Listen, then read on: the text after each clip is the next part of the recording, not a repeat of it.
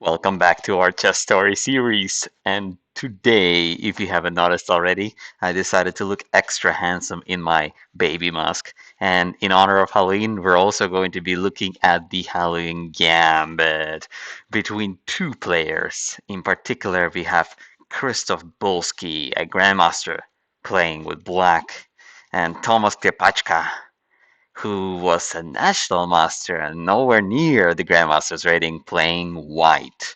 And I'm sure that Thomas scared Krzysztof a lot in this game with his Halloween gambits, and Krzysztof did not have a good time, mainly because White kept on making threat after threat after threat. And just like on Halloween, everything is scary. In chess, threats are the scariest thing you can do. The threat is stronger than actually doing it, than the execution of the threat. And so we're going to scare Black into checkmate later on in this game. Let's begin. We start off with our king spawn opening. The pawn is saying, give me the center. No, you give me the center.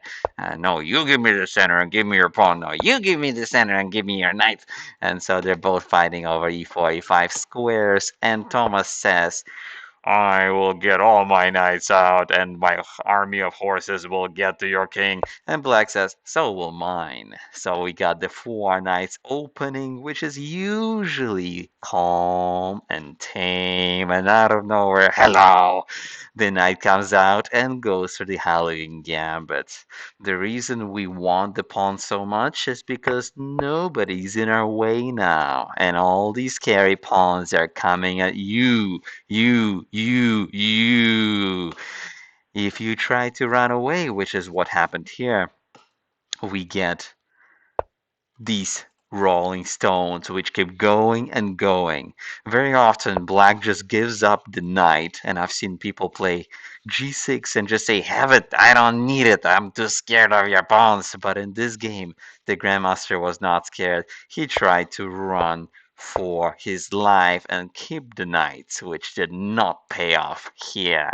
So as the knights are coming, we're getting all that space, just like in the last game we saw, and the white pieces get all those squares to start and they get the attack rolling because the pawns are not stopping. The Halloween Gambit is so scary that the knights have to keep on running away all the way back to the rim where they're grim forever.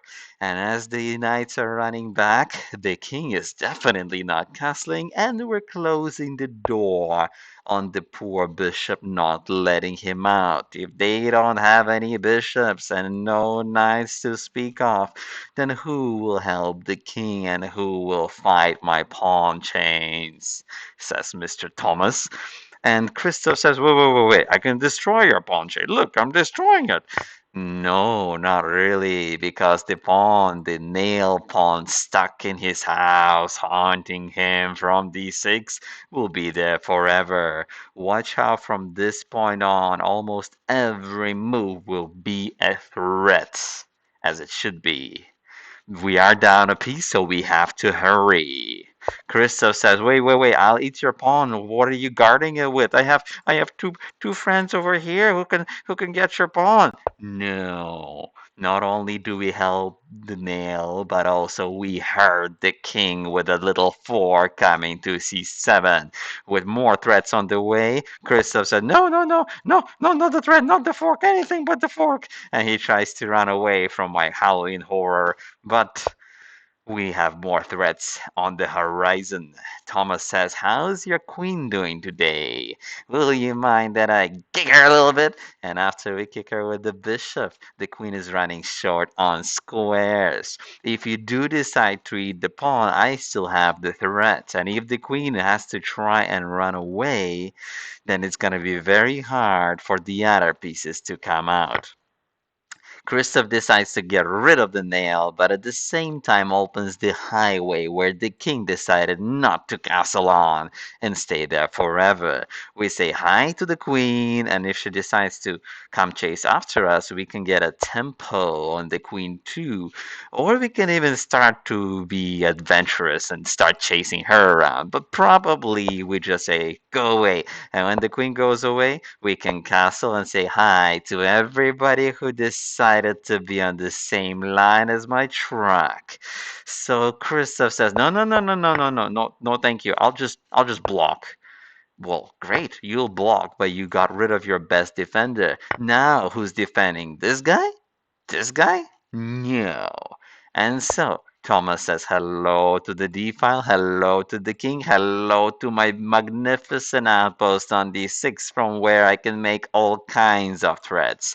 Looking at the king is already a threat by itself. So Christoph says, no, no, I'll stop your fork. I'll stop knight takes f7. I'll get my rook out. But it's gonna be a little late with that knight on the rim.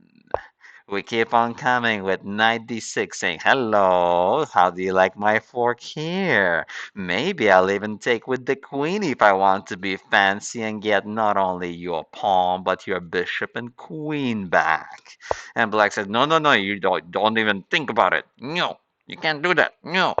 Well, we keep coming with the threats. We're not done yet because knight takes f7 and bishop takes are on the horizon. On top of that, we got knight checks everywhere and the rook coming to town. Black said, wait, wait, wait, wait, wait, wait, wait. Go trade for me. I don't like your knight here. He's being annoying. Okay, even after the trade, we still got more threats coming as the first rook joins the second. We make sure that they can't hurt us here. We got the rook coming for the king. We got the second rook coming to look at d7. And we even have things like g4, e5 later on with the dark squares being opened like a can opener, like a can of corn. And so poor black said, wait, wait for me. I'm almost there. I just need a bishop, rook here. I'll hide my king and I'll be okay. It's all fine. No, it is not all fine because by the time he does all that, White will be ready to strike, and so more threats come. Every single move is a threat for Thomas. Not only does he get the pawn, but he starts looking at rook d5. One day we can say hi to the queen, but also we got staircase coming here in some cases with the two rooks firing at the king. Black says, wait, I'm almost there, just a bit more time.